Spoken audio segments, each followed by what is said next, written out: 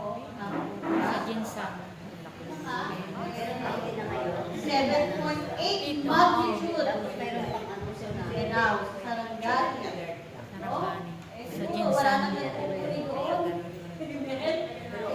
Yung mga bato na magpupuri, no? Pero tayo dito sa Metro Manila, sa Quezon City, sa bundok ni Amang Yahweh, ay nagpupuri ang mga anak ng Diyos.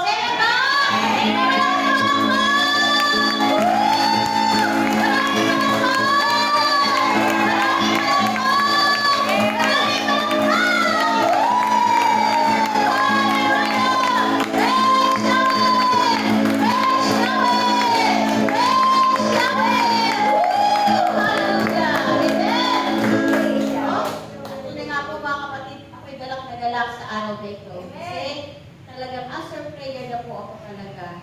No? Talagang tapat ang Diyos sa kanyang pangako dahil ang aking asawa ay talagang unti-unti na yung kanyang kagalingan. Pinagaling na nga siya. Sabi nga ni brother 3 weeks lang. Try mo lang brad. 3 weeks. Kasi meron po sa therapy 3 times a week. 3 weeks lang. No? Kaya ang inaayos yung kanyang puso. Inaayos yung kanyang baga dahil nagkaroon ng konting tubig sa baga. Naayos yung kanyang liver, naayos yung kanyang kidney.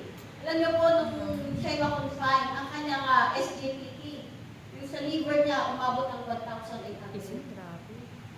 Ang taas. Pero praise the Lord, nung nakaraang Friday lang, nagpa-laboratory, nagpa-check up na po kami sa kanyang pulmonologist na sa Bernardino. Yung 1,800, naging 14 na lang. Amen!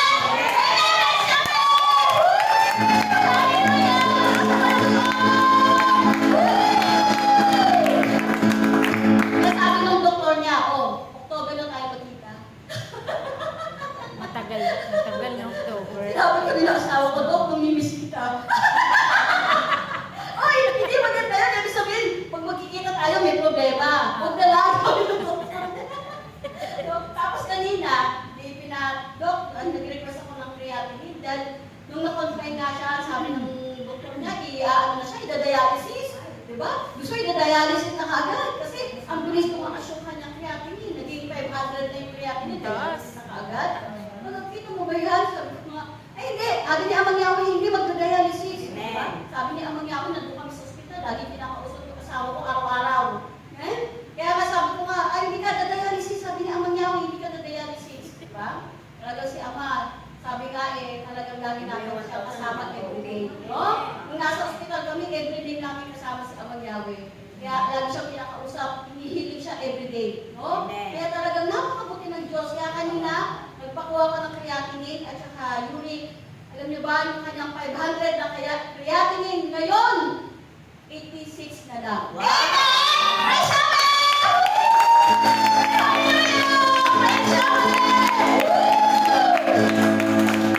Uric acid niya na 800, kulang-kulang 900 na. No? Ang pinaka-range niya hanggang 441. Ngayon, kanina at 416. Medyo, yung kanina, kinuha ko yung result, 441. Konti na lang. At least, bumaba na siya ng kalahati. Amen? So, kaya nga talagang through therapy, through prayer, siyempre siya Amang Yahweh, through sa pagkain na kinakain niya. Kasi ang gagamot naman sa mga organs natin, ang maghihilom niyan, yung mga pagkain na kinakain natin. Hindi yung mga synthetic na gamot. Alam mo yan, nakakapagod na yung gamot. Alam niyo ba yung gamot niya sa kidney? Twice, bali, 2 tablets, 3 times a day. Magkano isa ng tablet niya sa kidney? 28 pesos na dyan sa Mercury. Diba? Grabe. Kaya kung bumibili ko ng 30 pieces, nasa 900 na yun. Sakit sa bulsa. Amen? Pero God is good talaga. Siya talagang napakabuti ng Diyos. No? Parang tinuturuan lang tayo ni Lord. Paano tayo mag-handle ng ganitong case? Paano tayo magpapagaling? Paano natin maaayos yung mga organs natin?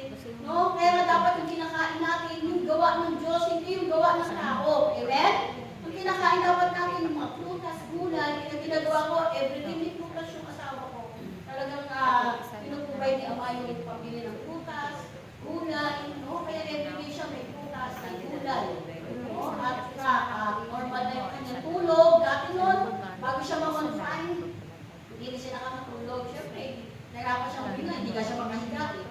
dati kulang siyang ganyan eh. No? Pero ngayon, sarap na lang siguro. Basta magmalik siya, sila sa Pagtulog pa lang, problema na natin pero pag talagang sa akin ng Panginoon lumapit kayo sa akin, kayong lahat na napapagal at nagbibigay tayo sa inyong pasanin at kayong pagpapahinga ko. Amen ba? Pinakamasarap sa buhay natin yung magpahinga. Amen ba? No? Pinagpapahinga ba kayo naman? Amen! Masarap magpahinga! Ako ba?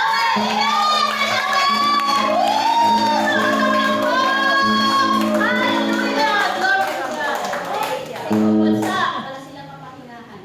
Lagi silang may pressure, lagi silang may takot, lagi silang may pangamba. No? Gusto mga lugar na may digmaan, na ngayon digmaan pa rin. No?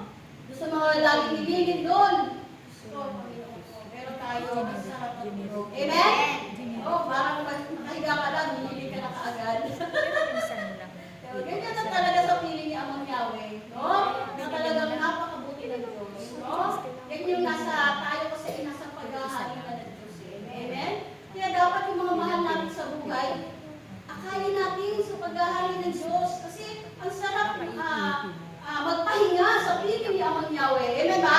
Meron kang kapayapaan, meron kang kagalakan, no? Meron kang kagalingan. So, ano panganapin mo? Amen? Wala ka nang hahanapin. No? Kaya nga yung pinaka-problem natin, yung health natin, sinunod ni Ama. No? Ganito lang pala yung solusyon. Na dati tinatakot-takutan mo yung mga ganitong mga sakit. Pero ang solusyon lang pala, kumain ka ng butas, kumain ka ng gulay. Lahat ng organs natin, kaya prepare ni Amang Yahweh. Amen? Eh, sabi nga ni brother, no? Kasi hindi lang naman yung katawan ng asawa ko ang yun, therapy. Bali yung kanyang spiritual. Kasi ang pinaka-nagugustuhan ko doon, araw-araw siyang kinakausap ni brother. Amen? Araw-araw, every therapy kinakausap siya. I-1 hour yung therapy niya eh. So, ibig sabihin, doon sa 1 hour na yun, ina-update na siya. No? Na kinakausap siya, kinakausap sa mga program, sa mga nangyayari ngayon, yung gawa ng masamang espiritu na nagdalangkap ng sakit. No, yung sakit, nilalagyan ng dagdag, nilalangkap pa ng masamang espiritu, sa nakukuha yan sa mga pagkain na hindi mo over. So, lahat po yan, no? Na hindi lang yung physical, pati spiritual ay gumagaling. Dahil pag kinakausap siya ni brother, syempre, naano siya, yung kumakain yung kanyang kaluluwa ng salita ng Diyos.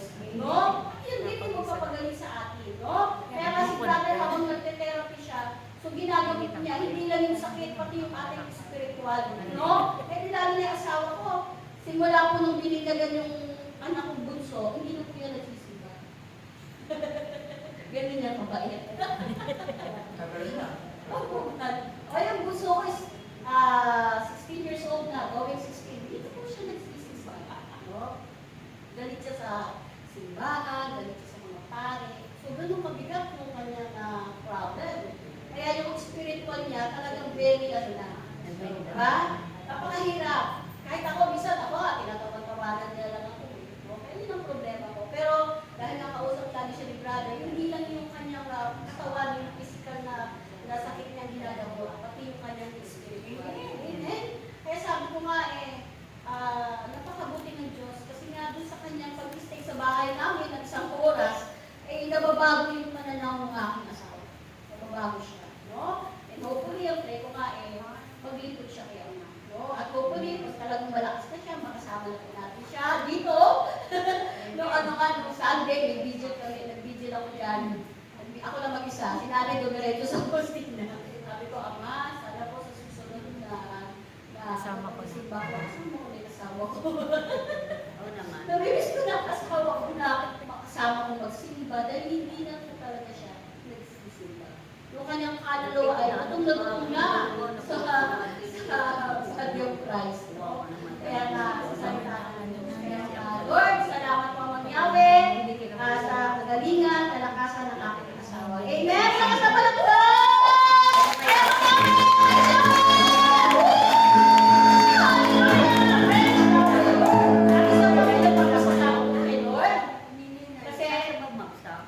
June 10, bukas, naalala ko, yan po yung araw.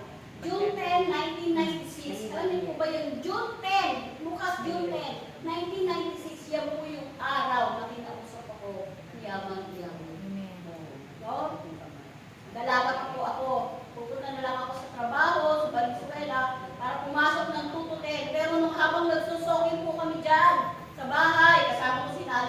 sa amin eh. O si Nanay Eden, ang kasama ko. At nag-message si Lord sa akin, anak, mag-resign ka na. O, di ba? Nung una narinig yung tinig ng Yamang Yahweh, sabi niya, anak, mag-resign ka na. So yun po yung araw na kinakausap na ako. Holy na talaga ako. Kaya that time, imbis na papasok ako sa Venezuela, nag-resign na po ako. Kaya nataka yung mga manager ko, bakit ako biglang nag-resign. So yun po yung calling sa akin. No? Kaya nga, from June 10, 1996 up to now, bukas June 10, 2026, ilang taon na po ako? 30 years. Amen! Kaya anniversary ko bukas, 30 years na po ako. Yaman na ako. Praise God!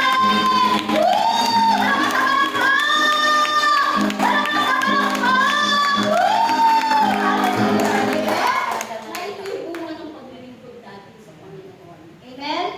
Na talagang, although marami ang subok, maraming mga ups and downs, pero sa bandang huli, kaya talagang yung kanyang pangako, tapat ang Diyos sa kanyang pangako. Amen ba? Amen. Na ikaw ay pagagalingin, ikaw ay palalaksin, ikaw ay pagpapalain, yamang Yahweh. Amen ba? Amen! Malakas ang palakpak! Hallelujah! Praise Yahweh! Kaya Lord, maraming salamat ang Yahweh sa mga blessings, kagalingan, at ngayon ay 30 years na po ako. Tatlong dekada na po ako naglilingkod kay Amang Yahweh na bagamat maraming pagsubok, isa may mga